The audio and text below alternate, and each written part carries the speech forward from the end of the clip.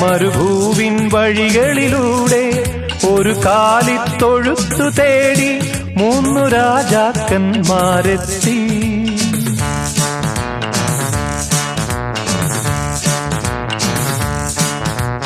വാനം തെളിഞ്ഞു നിന്നു, ദിവ്യതാരം തിളങ്ങി നിന്നു. വാനം തെളിഞ്ഞു നിന്നു, ദിവ്യതാരം തിളങ്ങി നിന്നു. മാലാഖമാരവർ വാനവീഥികളിൽ സ്തുതിഗീതങ്ങൾ പാടി.